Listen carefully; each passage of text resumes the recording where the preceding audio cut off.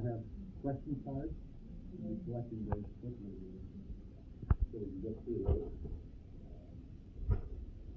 That will enable a really good size, enable us to get as many questions and comments addressed in the short hour that we have. It always goes faster the last 15 minutes than any other time. So it's about 2 minutes till start time. If you don't mind, let's start. And if we could collect the questions. And,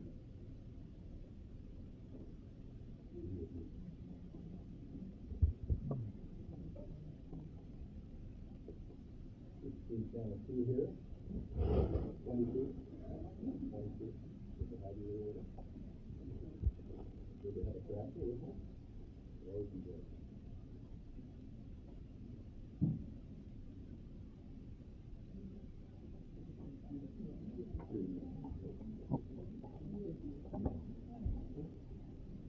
Well, we have looked forward to this day.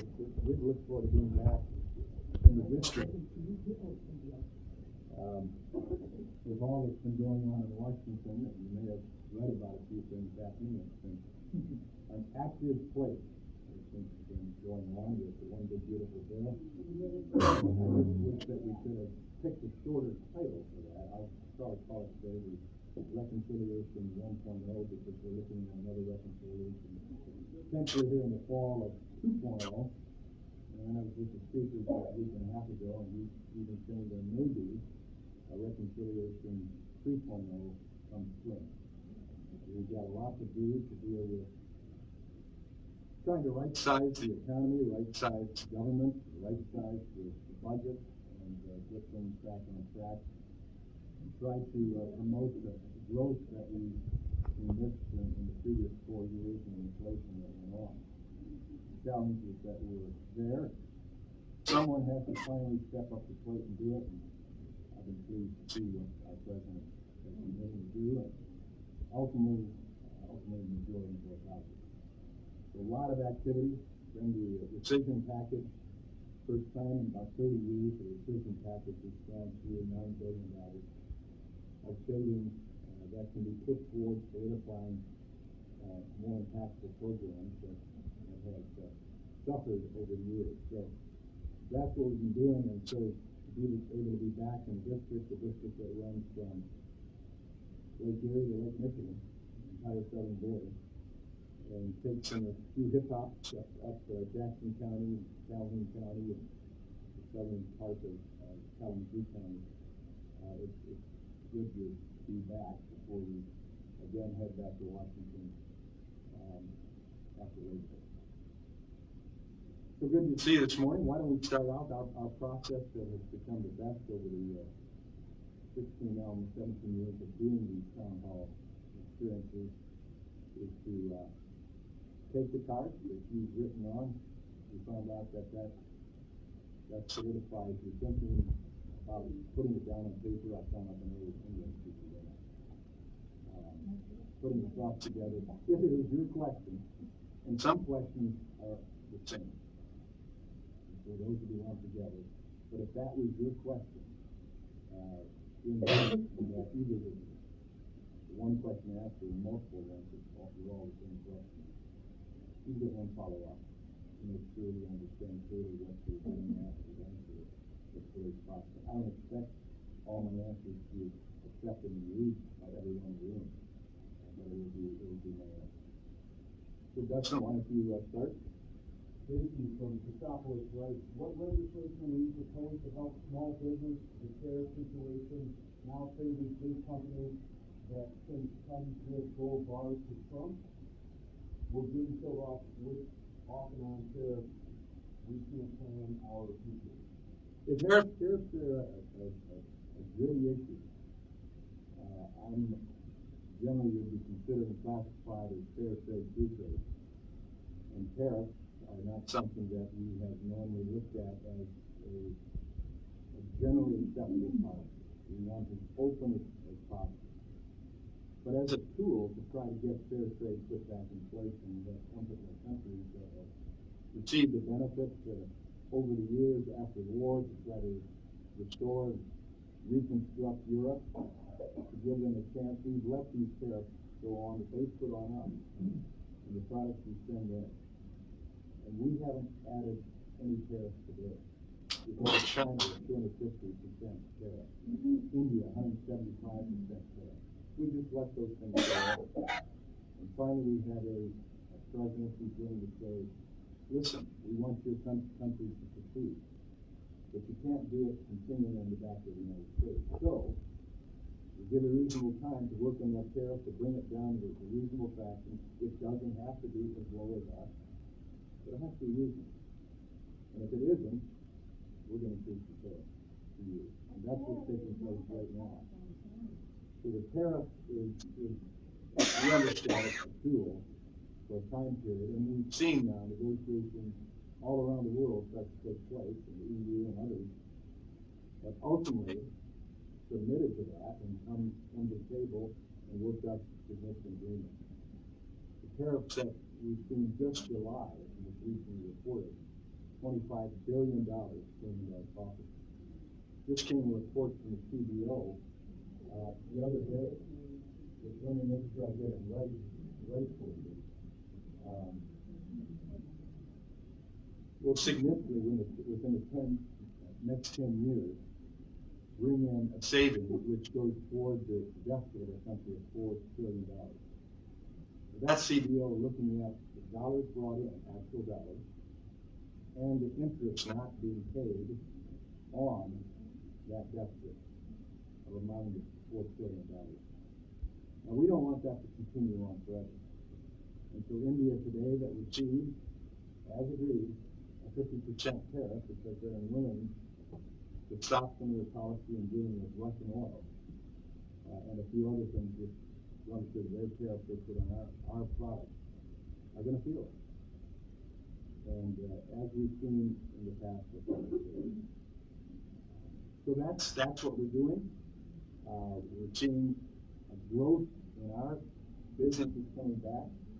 We're dealing with some of the structural concerns with aluminum and steel. Dr. Officers is working with the Commerce Department right now on some unintended consequences. We hope we can get remedied. But those are things because for too long we were unwilling to do what's necessary in North America. On the issue of encouraging growth in business, one piece of legislation that I introduced, which has proved to be very successful, especially for small businesses, is associated health plan. Insurance is the number one concern and cost for small businesses.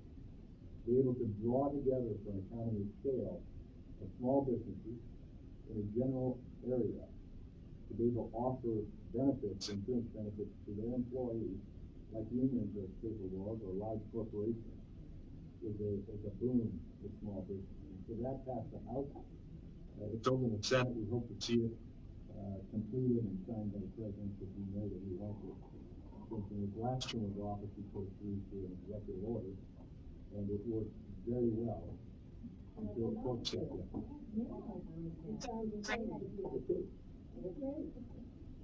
Brian from July Jack, right? As an employee at a local shop, my employer boss not provide insurance, and I have government medical coverage. What are the chances that are going to happen my family coverage?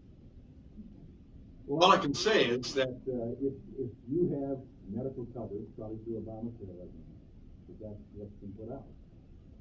A wonderful plan in the sense that everybody has the opportunity to have it until you need to use it.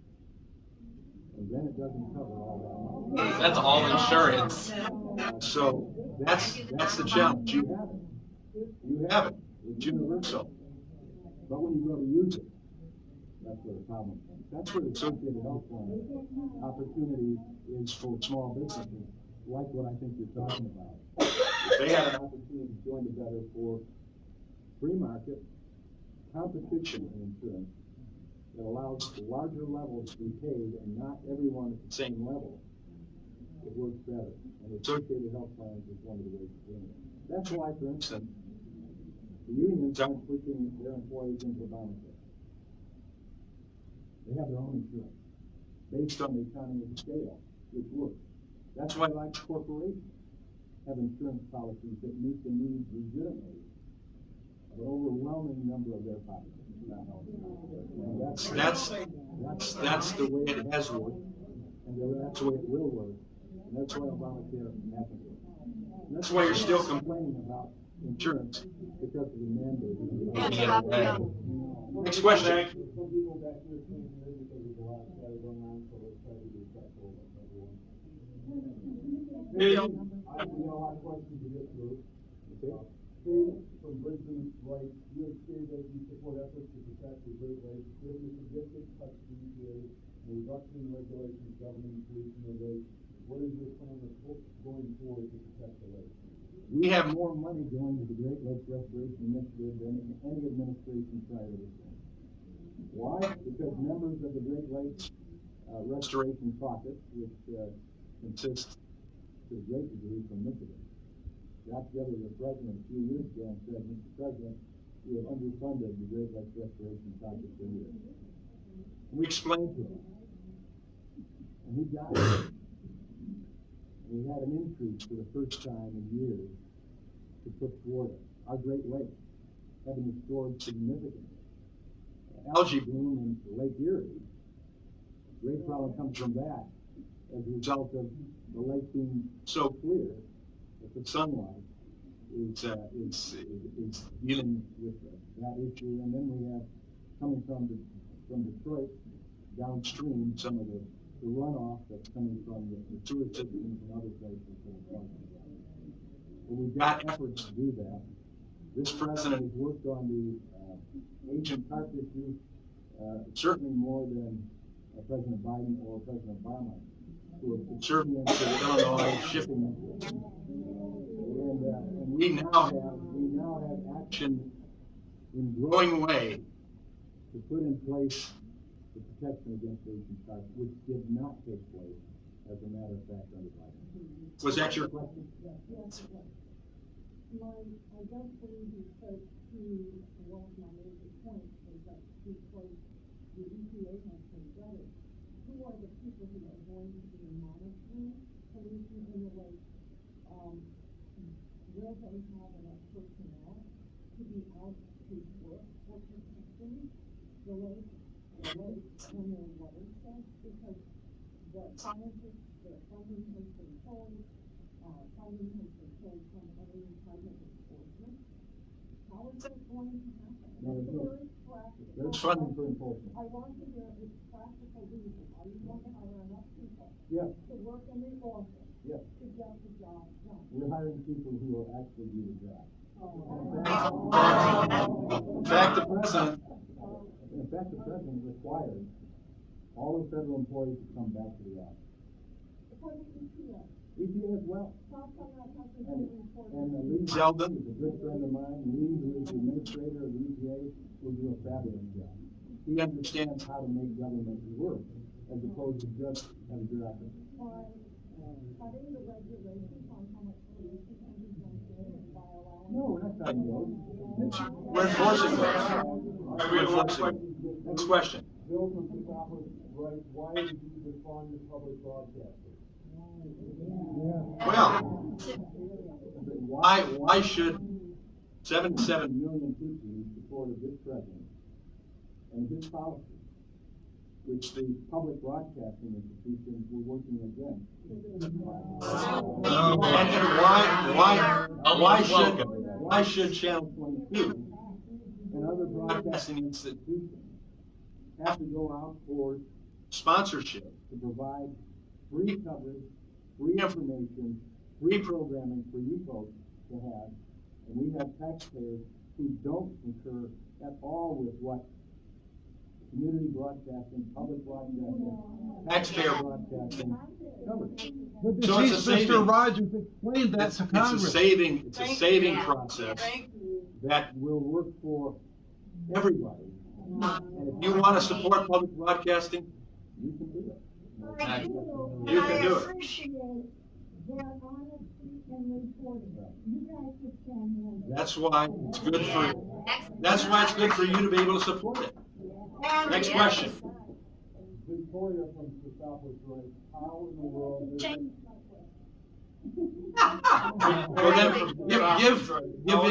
give Victoria a card To write the new question out. Let's go to the next Might not question. get- We have all questions here. We just got to run by the rules. Ron from Walberg writes, I work at various food pantry events. Lately, due to $500 million cuts in the Big Beautiful Bill and other cuts that see food distribution to windows, shockingly, how do you feel about the cuts to SNAP that resulted in huge reductions in food distribution to the poor in our district? Well, I'm glad you brought that question up. SNAP funding was not cut to those who meet the requirements of SNAP funding. Waste, fraud, and abuse, folks. Do you want people who are fraudulently receiving SNAP or Medicaid to receive it? Yes, yes. Everyone to Yes. receive it. So you want everyone, whether they meet the requirements of being elderly, infirm, disabled, receive it. how about needy? You want illegal aliens to receive SNAP and Medicaid? They do not. Do you want illegal aliens to receive it?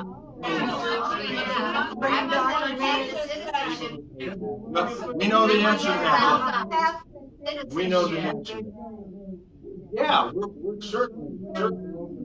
You didn't answer the I'm question. sorry, sir. You're supposed to be representing us. That was wonderful with people here trying to communicate with you, and you're I'm not listening. hearing anything. I'm listening. You're not listening to anything. So, You serve us, not the president.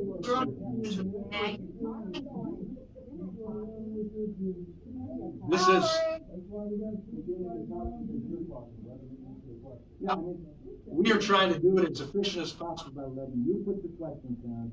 That question being read to me give an answer. I don't expect you to necessarily agree with my answer. But an overwhelming majority of people elected me to represent the district. Let's be respectful. Some of you didn't. Some of you didn't vote for me. I get that. But that didn't stop me from coming here today. I speak to you. I did not vote for them. I did not vote for them, but I think we should be respectful So- and trying to listen to what you have to say. and have an answer. I mean, the issue is, with a $37 trillion debt that has been added to by Republicans and Democrats alike. $37 trillion debt. And an opportunity now, before it's too late, to work on restructuring our whole system so that we can ultimately carry on as a country that is great, that's compassionate, that is free, and with opportunity for all. We have to do certain things. Now, I hope to get to that question about cutting taxes, because there were no tax cuts except for tipped workers, overtime workers. So, we'll have a chance to talk to that. There were no billionaire tax cuts given. They were continued. Okay, we got it. They were continued. From Trump. They were continued and made permanent for you and for small businesses that weren't permanent until we passed the big beautiful bill. 27. Let me just jump on this one right now. If we didn't pass that reconciliation bill 1.0, the one big beautiful bill, on January 1st, you all would have received, if you pay taxes, a 27% tax. Pay more, you have that opportunity. Next question. Victoria from Cass writes, some policies have made it okay to hate and discriminate. I see it every day. How do you feel about it? I feel that's wrong. I don't hate, I don't discriminate. It's policies offer freedom for all. That's why everybody gets that tax break continuation. Next question. So, from Walberg writes, does tribal government have jurisdiction over township, city, county government within their service area county? Read that one to me again. This is about, Indian tribal government? They have governments over their own tribes, their own areas. They don't control the entire county. They don't control the entire township. I know tribal governments that have given significant funding to local townships to assist in building things. They've given some gifts to school districts out of their own largesse. But they have their treaty rights, their territorial rights, their tribal rights, as given by law, that they can carry out. And we have significant tribal interests in the west part of my district. I sit on a subcommittee on natural resources and insular and tribal affairs. You know, they have an opportunity to meet with a lot of tribes around this country, but also in this district. And they have concerns, especially in their education, which we're attempting to address in the system. But no, they don't control local township, or village, or municipal, or county government. They control their own. That's James from July, that's right, as a proponent of local control, would you approve of a public school offering religious instruction different than a religion you subscribe to? Sure. Sure. I wouldn't oppose. Yeah, well, that's the debate that we have, but the Constitution gives freedom for religion. And the First Amendment requires that we not impinge upon the right of free. If the local district wanted to teach Buddhism in a release time class in schools, like some schools have a release time class for Christianity, yeah, absolutely. That's a local control of the district. That's a local control of the district. Nancy from July, that's You right. got me there. All right. July, that's right. How can this administration take away funds from group organizations that was already voted in and approved, and you're able to think for yourself and just vote Trump? You allowed? Are you allowed? You probably won't accept my answer that, yeah, I think for myself. And I represent a district that elected me, but I need a little more insight on what the first part of that question is asking. Okay, I'll give you insight into that question. For instance, it was voted in that NPR and public radio and some of these things would get funded. And I know it's been mentioned that other things were voted in as well.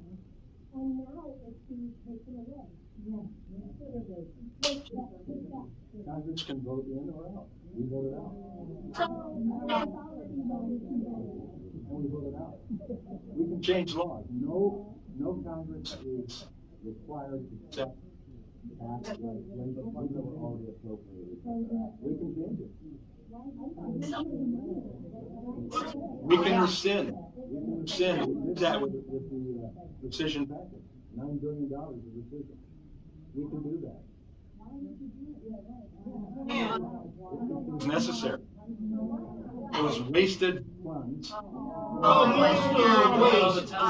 Next question. I told you you wouldn't agree with everything.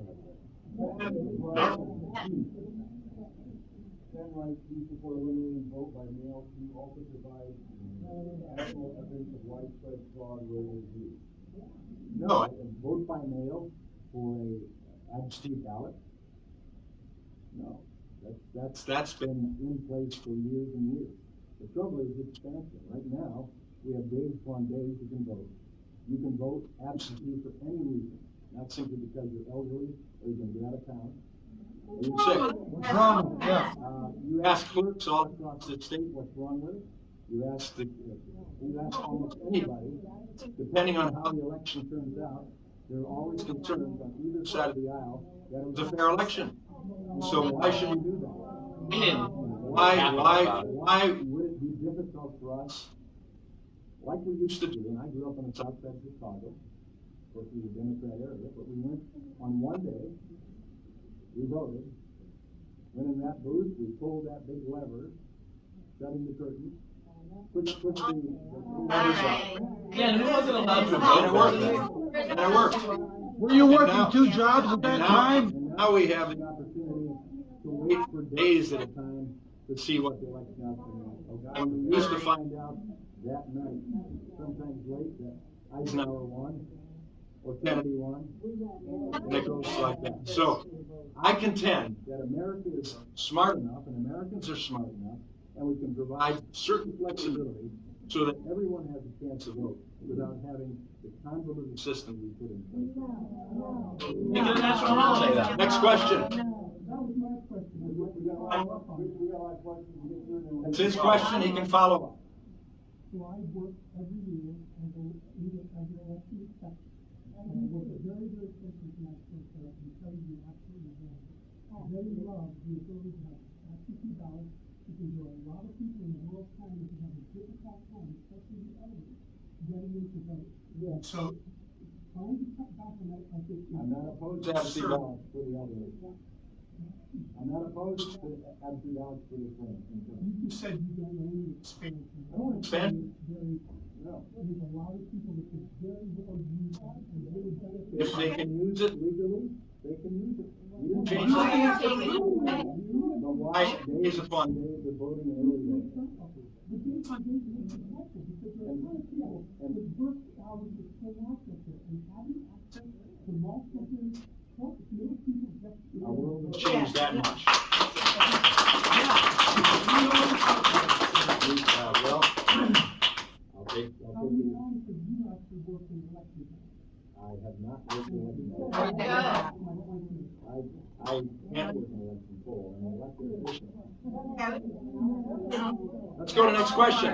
Really denial, right, with all the information that we have learned in the last several years regarding the UN, Ukraine, Russia, and roles played in history, as well as today's story, what have you learned? Russia, Ukraine, UN. Veto. Putin bad.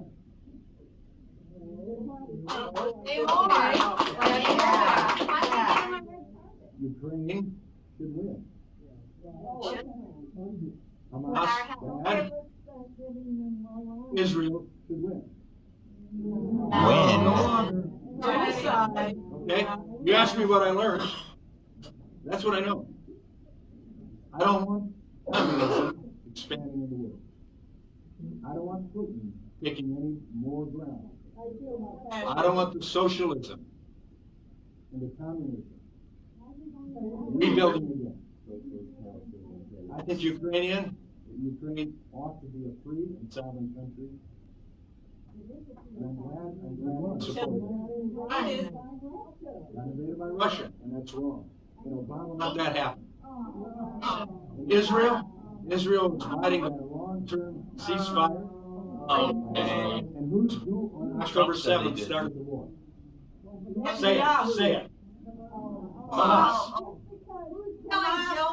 1,200 people brutally murdered in one fell swoop. And so Hamas is the problem. That's the eradication. Next question. Going from Britain, right, how will you work to support bipartisan work in Congress? You did not read You the wrote three document. questions. You wrote three questions. I introduced my question, okay, then I'll follow up with it. So, what I said was, this was done in Stephen Miller called the Democratic Party a domestic terrorist operation. How will you react to that, and how will you continue, I hope, to develop your bipartisan relationships in Congress? With that kind of attitude. Well, that's Stephen Miller. That's not me. Yeah. That's not me. So You're the elected official. That's a wrong statement. They're a wrong statement. Are you allowed to call him out? I certainly am.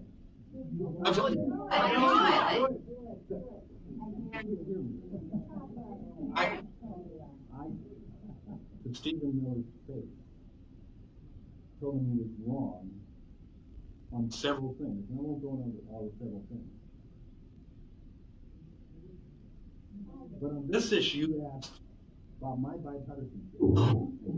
Vanderbilt University and the University of Virginia assessed me to be the most bipartisan member of Congress in 2015. The most bipartisan. Yeah, well, that was back when we were in the majority. And I hope my influence in working with members of the other parties, including Debbie Dindal, who I'm a very close friend with. In fact, this is a point of interest. Her chief of staff, my chief of staff. Debbie Dindal, Democrat. Jim Walberg, conservative Republican. Our chief of staff, and I know.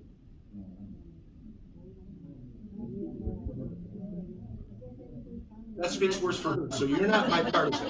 But don't expect me to be bipartisan with. Do not rest on your laurel. Anyway. I work in a bipartisan fashion anyway, shape, or form where we can. But there is a line. I've never lied to this constituency in this district, that I'm a conservative Republican. I've also said that I'm Washingtonian in belief. That Washington is right, we should not have parties. Well, we have parties. The Democrat Party as it sits today. There's no party that I could be a party of. No. So as far as conservatism, bipartisanship, we work it. I chair the Education Workforce Committee. Representative Bobby Scott from Virginia is my ranking member. Bobby and I have been good friends for years. We pray together every Thursday morning at my party's conservative. Is that wrong for Bobby and I to pray together? Okay, then don't ooh on it. The bottom line, we work together on the Education Workforce Committee. We've achieved some great success on that Education Workforce Committee. In fact, our portion, one big, beautiful bill, came out more quickly than any other committee.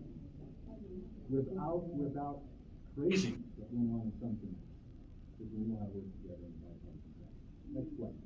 This from Adrian Rice, people think far and wide. This from Adrian Rice. It probably came from South Bend, Adrian, Ann Arbor, and every place else. This from Adrian Rice, in a recent survey of 500 social scientists, more than 500 think that the U.S. is moving to some form of authoritarian rule. Many of your constituents believe that is well-based recent actions taken by the administration. What do you hear to reduce our fears of concern? I probably can't. No, I don't at all. But I know that by the reactions, I can't answer that question according to what that question is given to your satisfaction. No, we're standing more of the Constitution, saying that there ought to be federalism, there ought to be local control. That's why I support, the President supports, the Secretary of Education supports abolishing the Department of Education, for example. Why? Go to your constitutions if you have a chance and look for one article, one section, one sentence giving any authority or interest in education to the federal government. No interest in education? I said, listen to me when I speak. It's simple. Go to the Constitution and see if there is one citation giving any responsibility, authority, or otherwise. Please, hang on. Stick with me. It's hard, I know. Stick with me on the issue of education. You won't find one. I'll do your homework for you. Go to Article 8, Section 1 of the Michigan Constitution. What does it say?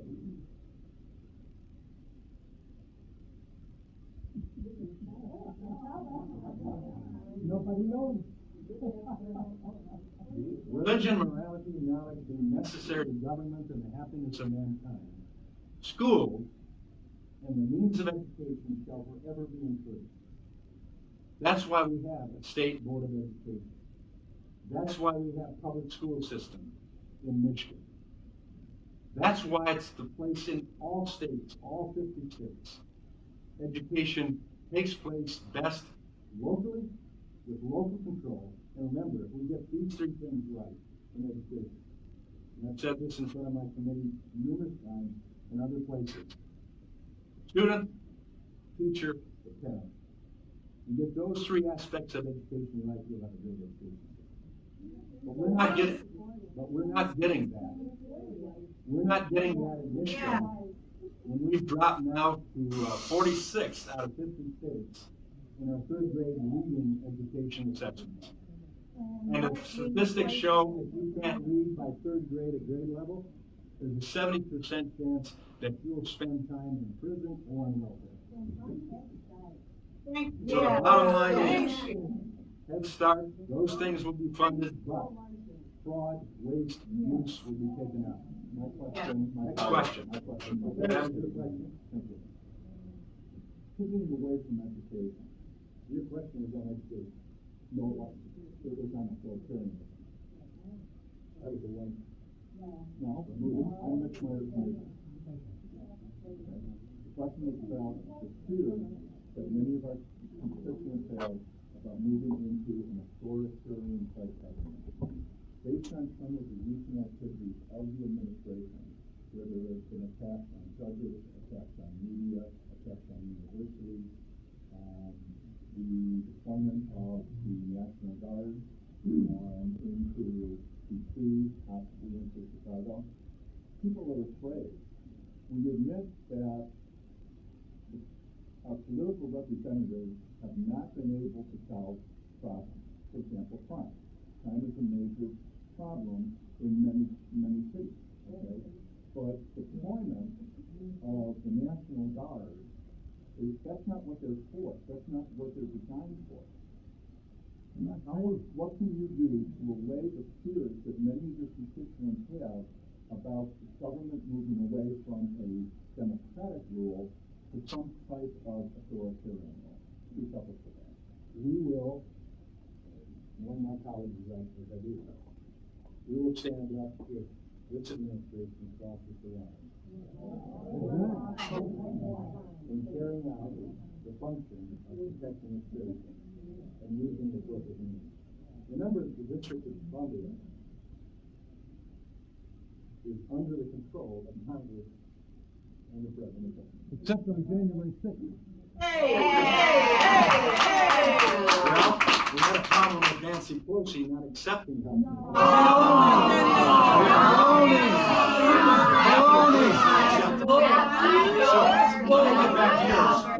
So, since this person interrupted your answer with a fallacy, he has an opportunity to control the city of DC. That's American City. 100% agree. And the fact that we can't, Democrats and Republicans, even in Congress, can't walk the street, drive the street with security, it's a problem. I think of Angie Craig, my Democrat colleague from Minnesota, is running now for senator, governor of Minnesota. Angie was assaulted in her elevator going to her apartment. Maybe, oh yeah. That's your talking point. And now we found out that they're pushing those crime rates and tinkering with them. But their homicide rate was 6 times higher than New York City. So anyway, that's what we're doing. If you're opposed to having safe cities, I can't answer you.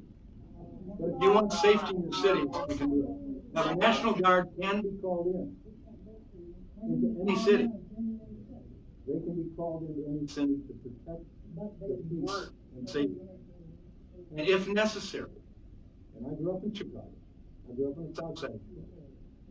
I grew up where I could walk, and I went to college in downtown Chicago, where I could walk the streets any hour of the day or night. You can't do that. You can't do that. So, will the mayor of Chicago step up to the plate? Will the governor step up to the plate? As opposed to just running for president and making his point. Will he not go out on the lake shore in the morning at 6 a.m. and say, it's beautiful out here with people running along the lake shore, but he won't talk about this weekend when 6 people were murdered in Chicago. How many were murdered in D.C.? What I would suggest to you is both the Democrats and the Republicans have failed to protect citizens. Okay, both parties have failed. But given that, we're still facing an authoritarian directed administration that not only the people of 5th Congress or 5th Michigan are concerned about, but it's indicative of the entire country. You can see it all throughout. Where was your concern? Where was your concern? Let me ask this question. I'm saying in your area, where were you concerned with authoritarianism of Biden in this last term, restricting freedom of people on our side of the aisle? It's no different.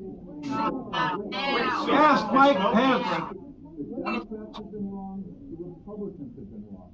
So, what can you do to stand up and say, at least for your constituents, this is what I'm going to do in my singular congressional role to try and push towards a less authoritarian government? Well, I don't understand that. Well, first and foremost, I don't see an authoritarian government. Secondly, if you ask me to make a statement, If I see it coming, if I see him overstepping, I'll stand up against it. Absolutely. Where is Next it here question. now? Michael, There's none of that around here. Michael.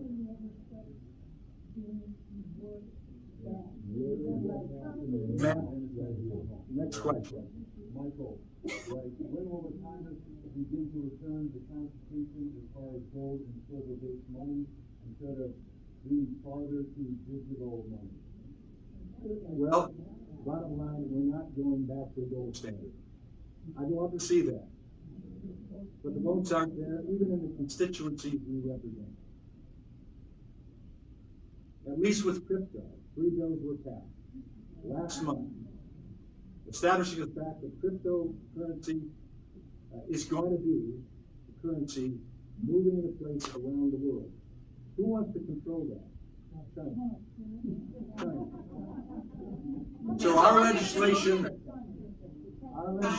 that Congress put through, not Trump, that Congress put through in a bipartisan fashion, establishes the dollar as the foundational backing point for crypto, Bitcoin, and all of the rest. Correct. That's the best we can do. It is coming, especially when you look at the young people and what they're using, what they want, what they expect.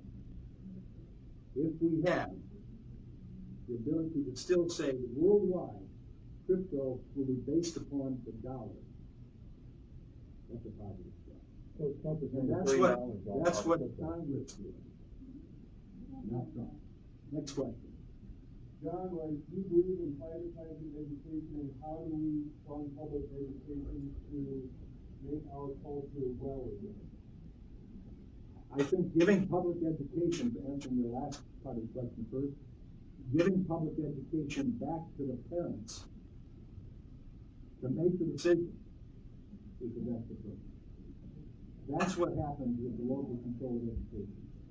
And I truly believe that as parents look at what is going to go on with educational choice opportunities that we gave in one big beautiful bill for every state and union, if they choose, the state doesn't have to choose, to accept federal tax credits for contributions to educational choice. If Indiana takes it, Ohio takes it, you can bet your last dollar that there'll be people in my district that sit here right on state line and see the enhancement of education opportunities in Indiana and in Ohio that they'll want the same thing. Now, as far as education, I'm like I am with energy, all of the above. Let it all be there for competition. Why do people come from around the world to the United States higher education institutions? Well, let me explain this to you, and I want to sound condescending. As chairman of the Education Committee, I do have some information about what is still going on in our higher education institutions. We still have people going out of their way to get to the United States. Even our president says, and I disagree with him on this, that he's opened to 600,000 Chinese students still coming to the United States higher education. 600,000 Chinese spies, I don't like. But the world comes to the United States. Why? Because we have higher education institutions that have been committed to competition since their inception. You have choices all over. And if you don't like Harvard, then I don't like Harvard. But I can choose Hillsdale, or I can choose University of Michigan, or I can choose Michigan State, or I can choose Hope, or I can choose all sorts. Why can't we have that choice for our state law system to do? I think there's a competition that will handle public education, private education, homeschooling, parochial education. Next question, I'll answer the question. This is a long question, but I've been blocking those as you for part of it, so we're gonna, time here to really one question. Hello, Representative Walberg, my name is Lois from Staff County. This question was asked at the Law Representative invited to attend last week. A packet of all the questions from communities on the issue sent to your office. After reviewing them, I hope you have an answer for me today. Finance Power reports that Michigan's renewable energy economy shines. Since 2022, new projects have garnered $27 billion in investments and created 26,000 jobs. Nearly 40% of those are in Republican-held congressional districts. Why reverse this economic boom? I'm hoping because Subtitles 2 of the big beautiful bill is smothering incentives offered to companies for clean energy projects and manufacturing. Michigan has received $156 million for the Solar for All program. These projects will come across the state of the Solar Farm and the Gimpo. They would give 700 jobs. And it goes on from there. The bill has regulations about taking foreign material assistance from suppliers dealing with China. This needs to be a leader in manufacturing if we go down the solar route, is what the rest of it. They still can be. They still can be. At a point in time, an energy source or a propulsion source, transportation source needs to stand on its own. It can't be continually supported by federal taxpayer money. Big oil is still being. No, it's not. That's a fallacy. That continues to go on. Anyway, all of the solar and wind can still be used, it can be built, but why not also let it stand on its own? The only reason people, not the only, the largest reason people were buying EVs is because of incentive. And the majority of people care about the planet, but they also care about their pocketbook. They also care about if they live in districts like ours. Well, you have to transport yourself long distance many places. 2.5 hours for me driving over here this morning. If I went from one end of the district to the other, it's 4 hours. I love it. I'm not complaining, but I'm saying an EV would not work for me. I'd spend too much time charging to get that. So bottom line, if it's working, people will buy it. If they want to have solar, they can still have it.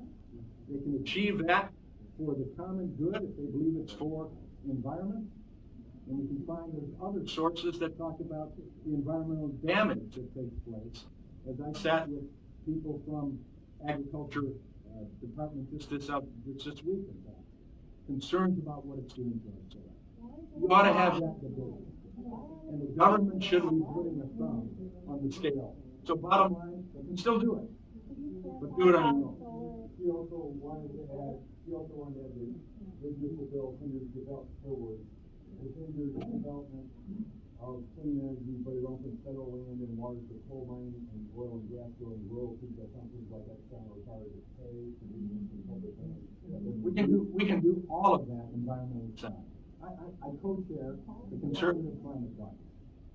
We believe in all of the above. We believe that we are stewards of this earth.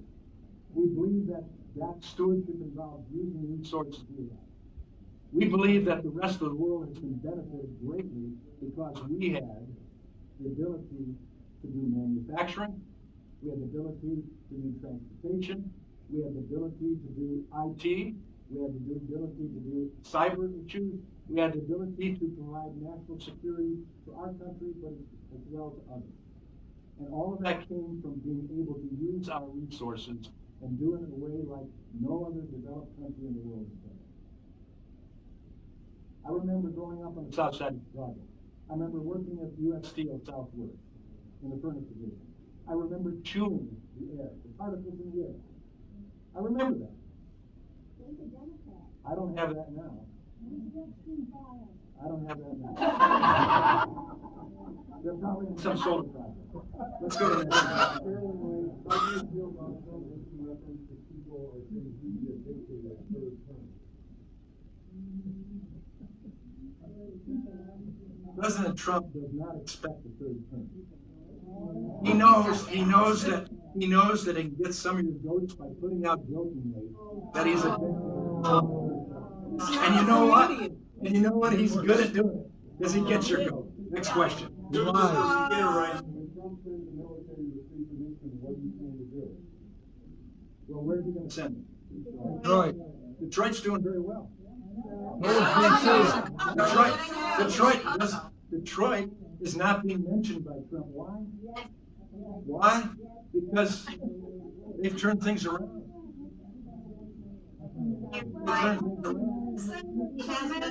They had James Craig, former police chief there, did yeoman work to turn it around, got the police unions to work with him as well. We saw some great things happening in Detroit.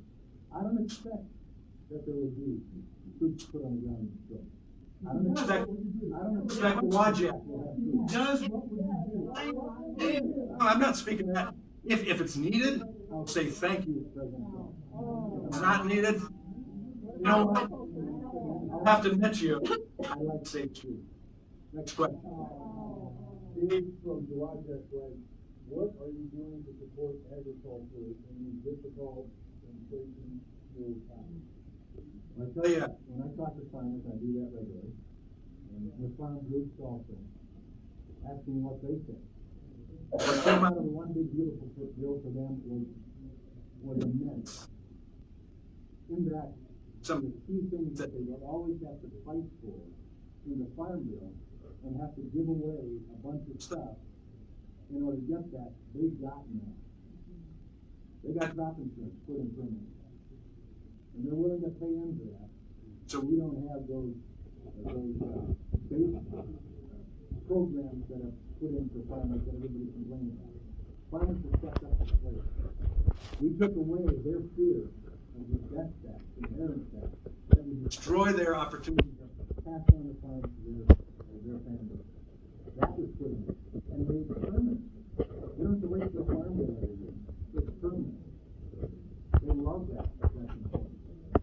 So those are the things that are in place. The therapists, they're concerned that Canada has not lived up to, for the past 4 years, has not lived up to USMCA trade agreement.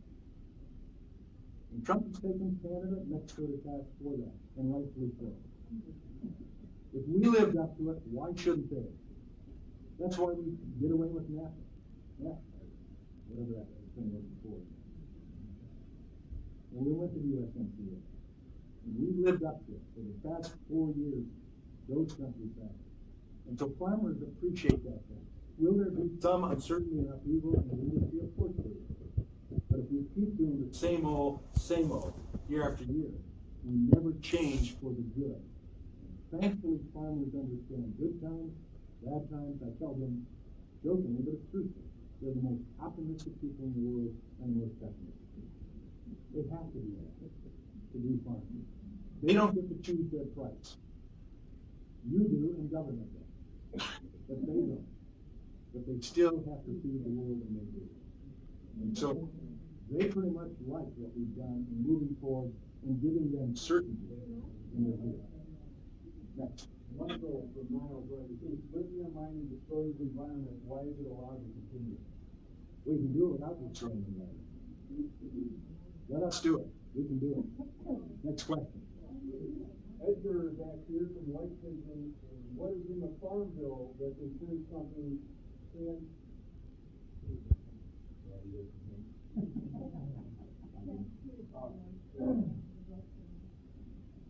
Well, that's continued oversight. The price of liberty is currently. And what you're doing what the price of liberty is in your mind. I'm doing what the price of liberty is in my mind as well. Price of liberty. Next question. Dan from Royalton Township. In May 23, April, you wrote a big beautiful bill which says $1.6 billion. The CBO and most economists disagree and say instead that despite big spending cuts and programs to help low-income citizens, the bill has several trillions in actual debt. The discrepancy appears to be that the CBO considers it tax cuts while the GOP ignores those cuts, claiming that because they are extension of pre-existing cuts, they should not be included in estimates. It should be included in estimates. That's our problem with CBO. The CBO looks on specific dollars, figures. They do fine. When they work on policy, they don't dynamically score saying that if you give more money back to the people, back to small business, back to corporations, who provide the economy, that's where it comes from, individuals and businesses. They will use those dollars in ways that will benefit themselves, yes, I do. If I have more money in my pocket, I use it for my purposes that benefit me. But when I use those dollars, it benefits the economy. CBO does not do dynamic scoring. That was And we actually my question. let me answer your question. Well, you haven't because you haven't concluded it yet. There's more to the question. Okay, finish the Sorry. question. I want my question answered, not her question. I'll answer your whole question.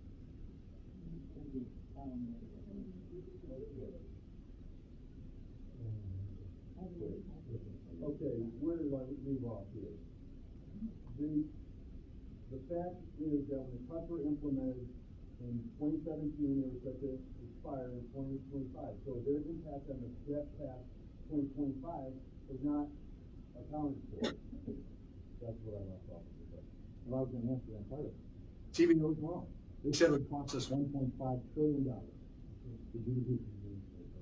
When all figures came out in 2024, we were to the good $1.5 trillion because of the tax cuts. The impact on the industry, allowing people and businesses to use resources to grow the economy. My question was about the impact on the debt, not the economy. Oh, the debt. Yeah. The debt? debt cut, I understand that. Well, $1.5 trillion growth in the economy impacts on the debt. The $1.5 trillion we cut in the one big beautiful bill is an impact on the economy. What I read you further from the CBO, when they took actual dollar figures, 1, 2, 3, 4, 5 dollars that are invested or saved from tariff and what's coming in, the combined effort of the dollars coming in from tariff plus the reduction of interest payments on the debt amounted to $4 trillion of savings that goes toward the debt service. That's $4 trillion from $37 trillion debt. But no, it's not from your pocket. That comes from you having the resources to spend on what you need.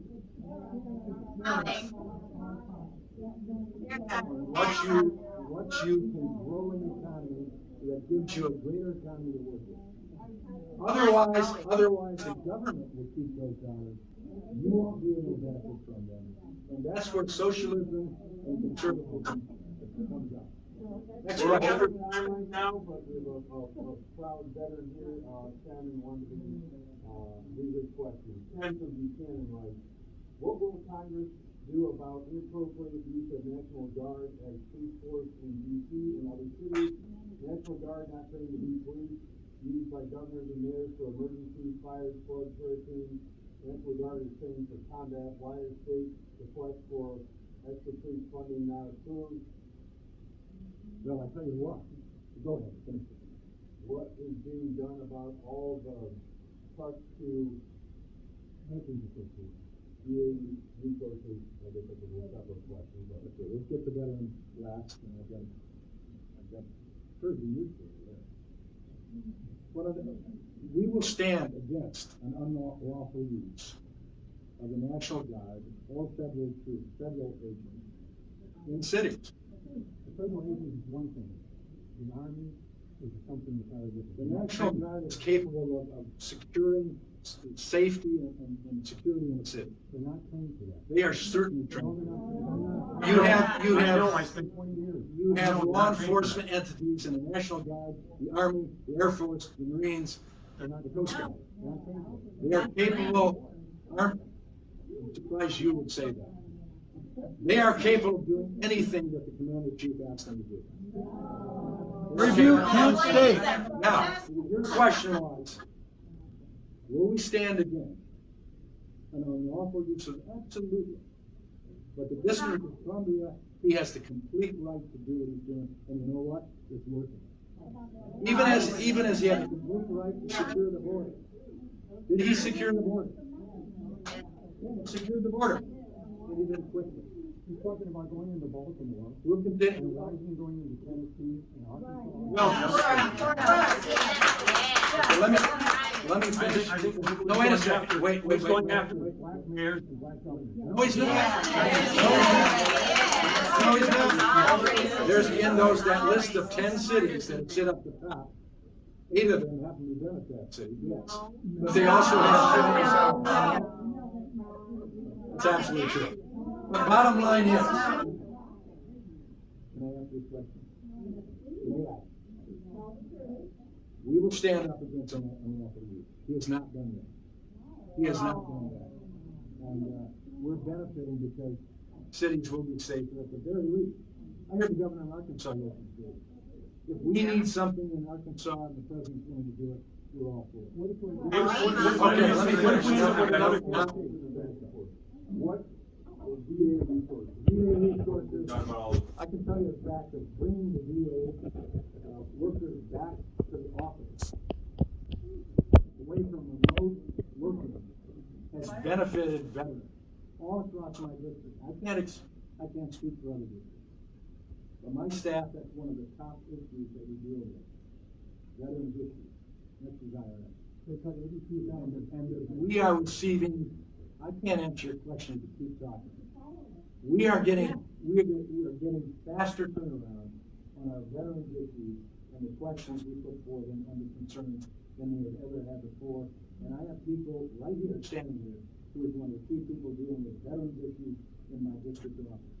It is unbelievable the response that we're getting now.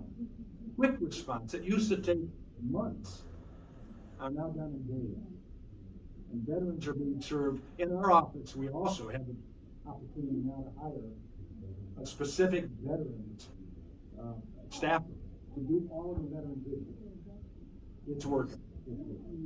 Any more questions? No. Overtime. Hey, folks, I want to say this. And I hope it's on camera. I appreciate you being here. We've had other town halls. We've had some of you there as well. We've had other town halls that haven't been there. We'll continue to do live town halls. We do teletown halls. We do teletown halls as well. We try to get to everybody. And if you listen to my teletown halls, if you listen to them, you'll hear we answer Democrat questions as well as Democrat. And so, this is a means by which I have always gone against my staff, desires at times, and say, no, I want to be town hall. And we have requirements. We have requirements from those that are responsible for protecting us against all of the threats that we have. And my wife and myself have to live with those and we respect them. But there are reasons why there is only a certain amount of lead time on getting information out. Because we want your safety and security, and we want mine as well. And so those are things. But you're here today, you had an opportunity to ask questions. We had a pack like that. I think we got through all of them, right? No. So, the bottom line is, this is how it is. Frankly, I represent this district proudly. I was elected overwhelmingly to represent this district twice. I expect the same the next time. I will still do town halls, so you can have your questions addressed, you can have your disagreements with me addressed as well. But we are Americans. This doesn't happen in some, excuse me, I didn't even spit on you. This doesn't happen in other countries. And we're keeping it that way, and I'm thankful for the change that we have right now, and that we have safe streets that I go back to in Washington, D.C. Thank you so much. Have a good day.